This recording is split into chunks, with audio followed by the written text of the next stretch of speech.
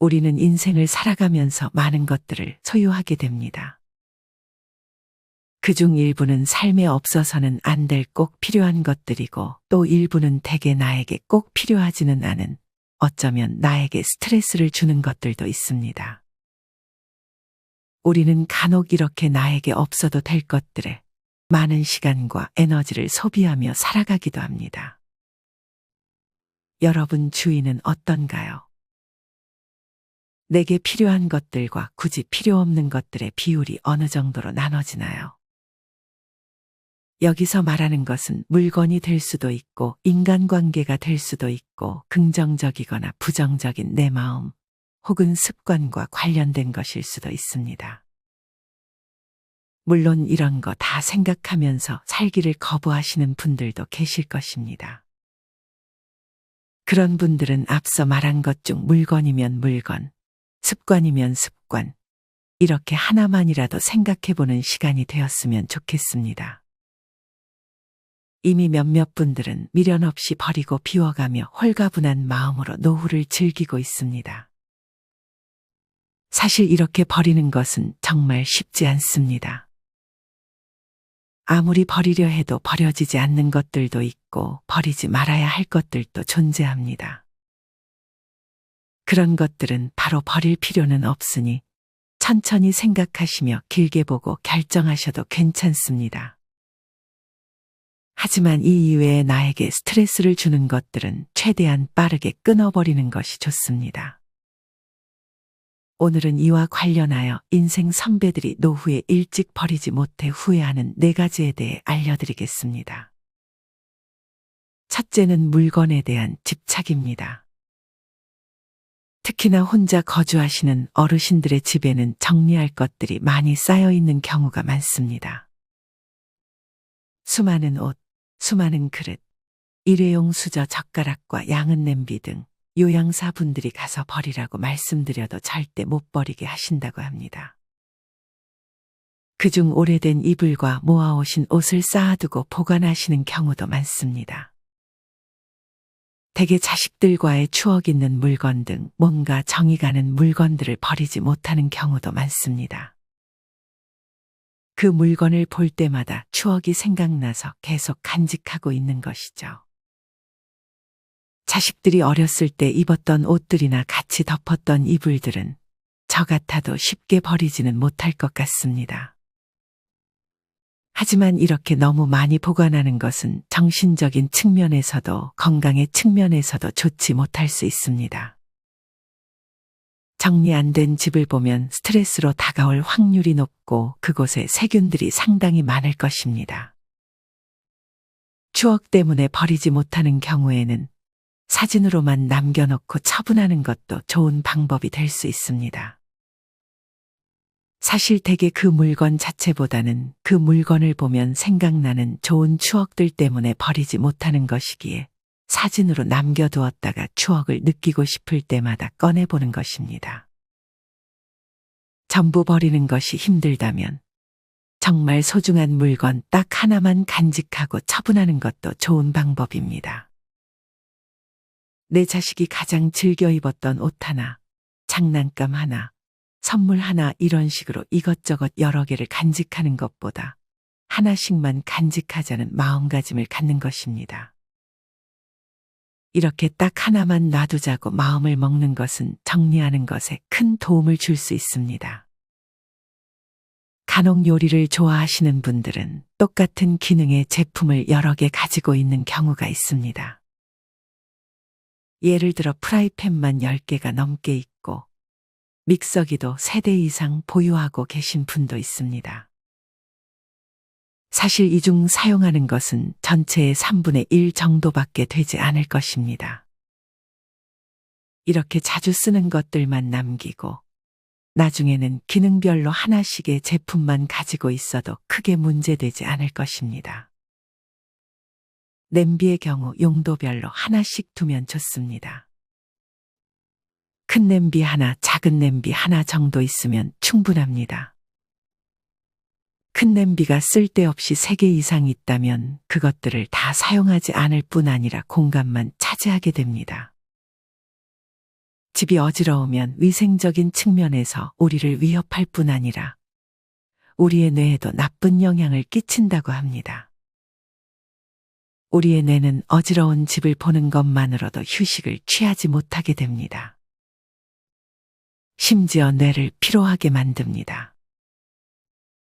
무언가를 보는 것만으로도 우리의 의도와 상관없이 뇌는 일을 하기 시작합니다. 집에 물건이 많다면 눈에 들어오는 것이 많다는 뜻이고, 이로 인해 뇌가 일을 하기 시작해 머리가 아파지는 것입니다. 반면에 정리하는 습관은 뇌의 각성 수준을 높이고 주변 환경에 대한 통제감을 느끼게 해줍니다. 내가 통제할 수 있다는 느낌을 받으면 그 자체로 마음이 편해지고 뇌의 긍정적인 역할을 하게 됩니다. 이렇듯 버릴 것은 버리고 정리에 신경을 쓰는 것은 집이 깨끗해지는 것을 넘어 우리의 심리에도 아주 긍정적인 영향을 주기 때문에 최대한 내가 할 수 있는 선에서 천천히 차근차근 정리정돈을 시작하셨으면 좋겠습니다. 만약 버리는 것이 너무 아깝다는 생각이 든다면 중고로 당근마켓 같은 곳에서 팔아도 되고 주변에 나눠주는 것도 좋습니다. 그냥 버리면 아깝기도 하고 환경에 안 좋은 영향을 끼칠 수 있습니다. 나 말고 누군가가 대신 사용을 하게 된다면 마음이 한결 편할 것입니다. 어떤 노인분께서는 1년에 한 번 쓰는 살림들은 모두 나눠주고 했더니 집 공간도 넓어지고 단아한 분위기가 되어서 마음도 깨끗해지고 너무 만족한다는 글을 남겨주시기도 했습니다.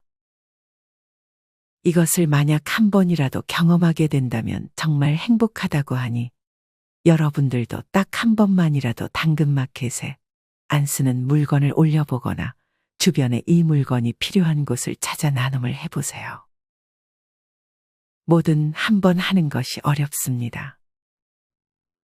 하지만 만약 한 번 해보고 좋은 기분을 느낀 분들이라면 물건을 나눠주는 것이 한 번에서 끝나지 않을 것입니다. 영상을 보고 실천하지 않으면 의미가 없어질 수 있습니다. 이 영상이 끝나면 필요 없는 물건을 하나 찾아 어디 팔거나 나눠줄 곳이 없는지 찾아보세요. 이 영상을 보는 시간이 낮이라면 오늘 밤이 되기 전까지 밤이나 새벽이라면 자고 일어나서 팔거나 나눠줄 물건이 없는지 찾아보시면 좋을 것 같습니다. 너무 닳아버린 물건은 그냥 과감하게 버리는 것도 괜찮습니다. 정리정돈을 잘하게 되면 앞으로 쓸데없는 지출을 막을 수 있습니다. 물건을 너무 쌓아두거나 어지럽히게 되면 내가 이미 그 물건을 가지고 있음에도 없다고 생각해 새롭게 물건을 하나 더 구매하게 되는 경우가 생길 수도 있습니다.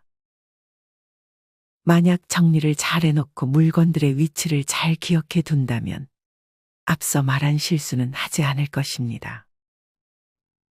그리고 많은 것을 한 번에 보관하게 되면 특히나 성 같은 것들은 쉽게 고장날 수 있고 뭐가 뭔지 파악하는 것이 힘들어집니다.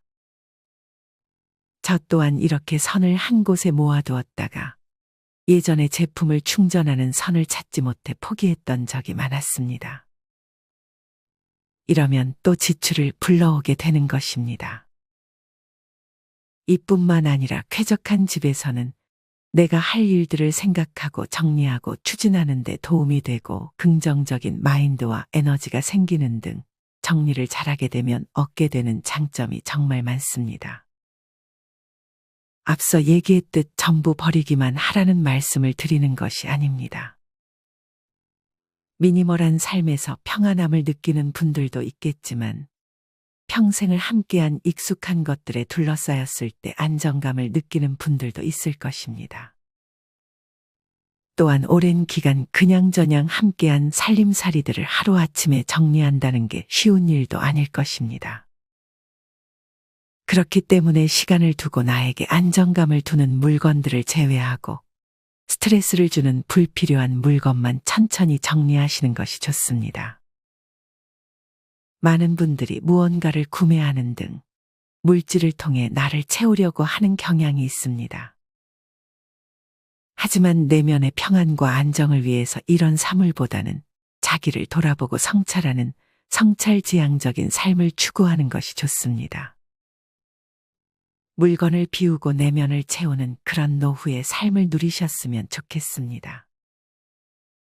일찍 버리지 못하면 후회하는 두 번째는 몸에 배어버린 안 좋은 소비 습관입니다.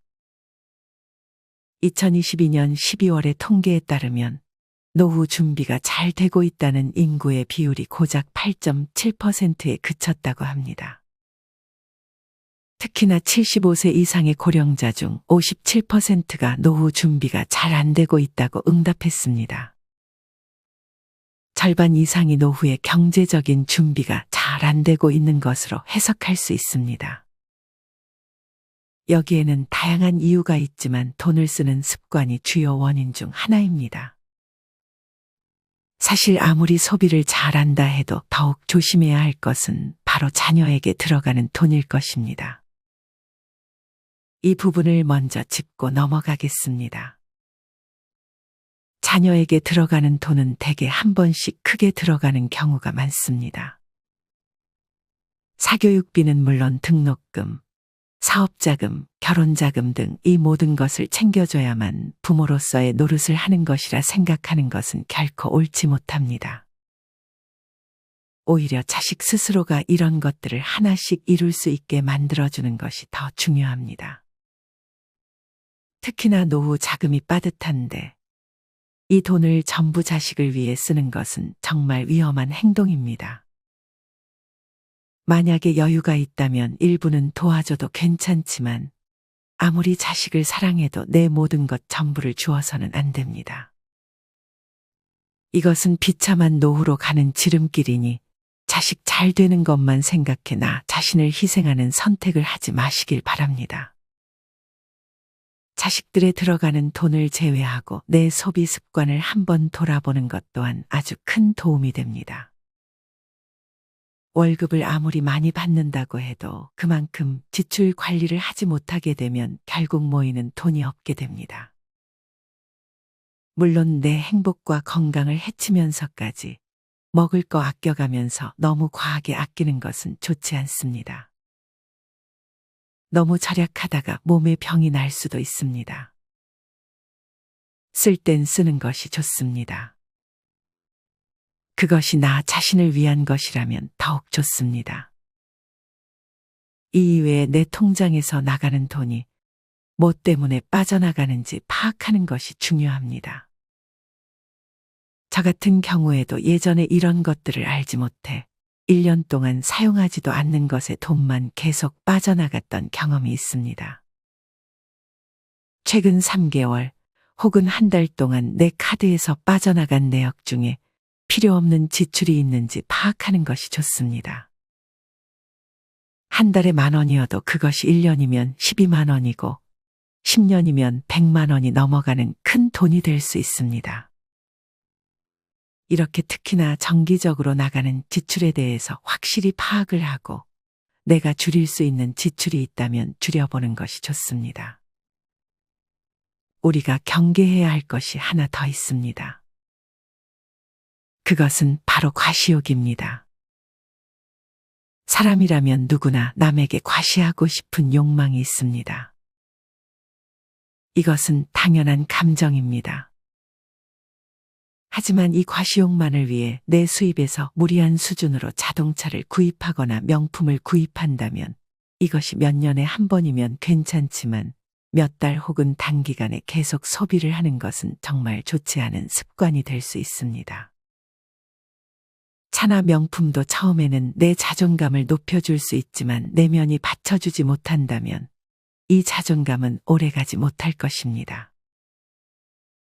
결국 내면이 탄탄해야 자존감이 올라가는 것이지 이런 물질적인 것에서 자존감을 찾으려는 행동은 결코 좋지 않습니다. 이렇게 자식에게 내가 너무 많은 돈을 쓰려는 것은 아닌지, 과시욕 때문에 비싼 물건에 욕심을 내는 것은 아닌지, 지출에서 지금 쓸데없는 돈이 빠져나가고 있지 않은지 한 번씩 점검해 주는 것은 나의 경제 상황에 도움을 줄 것입니다. 또한 많은 전문가들이 신용카드를 자르라는 조언을 해주기도 합니다. 신용카드를 사용하면서 돈을 더 쓰게 되는 분들은 꼭 한번 고려해 보는 것이 좋을 것 같습니다. 절약하는 습관은 대개 어려서부터 가정에서 길러지는 경우가 많습니다. 그러니 아직 어린 자식을 둔 부모님이 계시다면 자식에게 먼저 그런 모습을 보여주는 것이 좋습니다. 일찍 버리지 못하면 후회하는 세 번째는 어정쩡하고 불편한 관계입니다. 나이 들면 굳이 가까이 하려 노력하지 않아도 자연스럽게 가까워지는 사람만 옆에 두는 것이 좋고, 저절로 멀어지는 친구를 억지로 끌어당기려 하지 않는 것이 좋습니다. 나이가 들어갈수록 일, 경제력, 가치관 등이 모두 달라지기 때문에 만나는 게 부쩍 버겁게 느껴지는 경우도 생깁니다. 만약 오래된 친구여도 나에게 열등감을 느끼거나 내가 열등감을 느끼는 친구라면 결국 멀어지는 것이 어찌 보면 좋은 방향이 될 수 있습니다. 또한 내가 먼저 안부 물어봐주고 생일 챙겨주고 해도 정작 내 생일 때 연락 한 번 없는 지인들에게 섭섭함을 느끼는 분들도 많을 것입니다. 이렇게 나이가 들수록 너무 인간관계를 위해 노력하는 것보다 오히려 혼자만의 시간을 즐기는 것이 노후에는 더 좋습니다. 물론 내가 좋아하는 사람들과는 굳이 거리를 두지 않아도 됩니다. 모든 인간관계를 정리하라는 말씀을 드리는 것이 아닙니다. 그저 지금 내가 유지하고 있는 관계 중에 좋은 관계는 놔두고 안 좋은 영향을 주는 관계만 차차 정리하면 되는 것입니다. 또한 사람에게 기대감이라는 게 생기는 순간 그 관계는 오래가지 못할 확률이 높습니다. 그렇기에 관계에서 행복을 느끼시는 분들이라면 친구든 자식이든 적당한 거리를 두고 만나는 것이 좋습니다. 특히나 친구는 서로에게 불편함을 주지 않고 바라는 것 없이 즐겁게 내가 해줄 수 있는 범위만 해주며 지내는 것이 좋습니다. 그러면 서로 서운해 할 일도 없고 즐겁게 만날 수 있을 것입니다. 사실 나이 들수록 자신 스스로와 친구가 되는 것이 가장 좋습니다. 혼자 있으면 자신과 대화하는 시간이 많아지고 현실적인 친구는 거의 없는 경우가 많습니다. 어쩌다 알게 된 친구도 어떤 계산적인 상황이 되면 인연이 끊기는 경우가 대부분입니다. 먼저 연락하고 아량을 베풀고 이러는 것 자체가 피곤하고 그대로 좋게 받아들이는 친구도 드물어집니다. 오히려 나이가 들수록 친구와의 깊은 관계보다는 이웃과 그리 깊지 않은 관계로 인사하며 사이좋게 지내는 것 자체로 좋다는 분들도 많이 계십니다. 아마 아직 이것에 반박하는 마음이 있는 분들이 계실 것입니다. 정답은 없습니다. 아무리 그래도 친구 만나는 것이 좋은 부분이 많다고 하면 굳이 정리하지 않으셔도 됩니다. 특히나 혼자 있는 것에 외로움을 많이 느끼시는 분들이라면 너무 한 번의 관계를 정리하는 것보다 먼저 혼자 있는 시간을 즐기는 방법을 차근차근 익히고 관계에 대해서 다시 생각해 보는 것도 좋습니다. 좋은 판단을 하기 위해서는 나 자신에 대해 잘 아는 것이 중요합니다. 나는 어떤 사람인지 나 자신과의 대화를 먼저 해보고 그 다음에 관계에 대해 내가 정리할 부분이 없는지 천천히 생각해 보시길 바랍니다. 일찍 버리지 못하면 후회하는 네 번째는 욕심입니다. 그 중에서 특히나 사기를 조심해야 합니다. 노후에 사기를 당하게 되면 타격이 너무 큽니다. 젊었을 때도 물론 사기를 당하면 타격이 크지만 그래도 만회할 시간이 남아 있습니다. 하지만 노후에는 수입도 많지 않을 것이고 체력도 예전 같지 않을 것이기 때문에 특히나 사기에 조심해야 합니다. 절대 고수익을 위한 투자는 하지 마시길 바랍니다. 세상에 공짜는 없습니다. 고수익을 보장해 준다면 그만큼 위험성도 같이 있다는 말입니다. 특히나 요새 노후 자금을 노리는 사기꾼들이 많아진 것 같습니다. 이런 사기꾼들은 엄벌에 처해야 하지만 죄가 그리 무겁지 않다는 것이 현실입니다. 사기꾼이 없어지지 않는다면 우리는 우리가 조심하는 방법밖에 없습니다. 대개 사기를 당하는 경우를 살펴보면 나에게 약간의 욕심이 끼어 있거나 아니면 좋은 사람이 되고픈 마음이 있다거나 이유 없는 친절을 얻어먹고 나중에 거절을 못하는 분들이 피해자가 되는 경우가 많습니다. 여기 해당한다면 더욱 주의하셔야 합니다. 사기꾼들은 초반에 매우 친절하게 다가올 것입니다. 그러고 나중에 나를 위하는 척 돈을 요구할 것입니다. 아무리 착해 보이고 친절해 보이고 아들 같아 보이고 딸 같아 보여도 결국 돈을 요구하는 사람은 반드시 피해야 합니다. 내가 돈을 주지만 않으면 사기를 당할 일이 없습니다. 사인이나 도장 찍는 것도 안 하시는 것이 좋고 명의를 빌려주는 것도 피해야 합니다. 이 경우는 특히 가까운 사람을 조심해야 합니다. 가족이니까 안타까워서 별 문제 안 될 거라고 생각해서 명의를 빌려주고 빚을 떠안게 되는 경우도 꽤 많습니다. 내 자신은 내가 지켜야 합니다. 내가 잘 모르는 것은 돈을 빌려주어서도 명의를 빌려주어서도 안 될 일입니다. 결코 그 사람이 안쓰러워서 미안해서라는 감정이 앞서서는 안 됩니다. 어떤 현명한 분은 통장 색깔 보여주라고 해도 안 보여주고 얼마 있는지도 절대 말 안 한다고 합니다. 또한 돈거래는 은행하고만 하라고 조언합니다. 이렇듯 돈에 있어서는 냉정함을 잃지 말아야 합니다. 내 돈을 지키는 것이 곧 내 자신을 지키는 것과 마찬가지라는 사실을 잊지 마시길 바랍니다. 오늘은 일찍 버리지 못하면 후회하는 4가지에 대해 알려드렸습니다. 첫째는 물건에 대한 집착을 버리는 것. 둘째는 안 좋은 소비 습관을 고치는 것. 셋째는 어정쩡하고 불편한 관계를 끊는 것. 마지막 넷째는 욕심을 버리고 돈에 대해서만큼은 냉정함을 잃지 않는 것입니다. 아마 이 영상을 보는 분들 중 95%는 영상을 보는 중에만 내용에 동의하고 끝나면 아무 생각이 없어지실 것입니다. 반대로 말하면 오늘 영상의 내용 중 하나만이라도 실천한다면 여러분은 상위 5%의 실행력을 갖추는 사람이 될 수 있습니다. 실천에 대한 다짐을 새해에만 하시는 분들이 있습니다. 이러면 기회가 많지 않아집니다.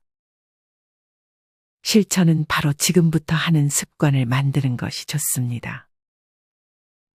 실천하는 여러분들을 인생지혜가 응원합니다. 이상으로 오늘의 영상을 마치겠습니다. 다음에 더 좋은 내용으로 찾아뵙겠습니다. 감사합니다.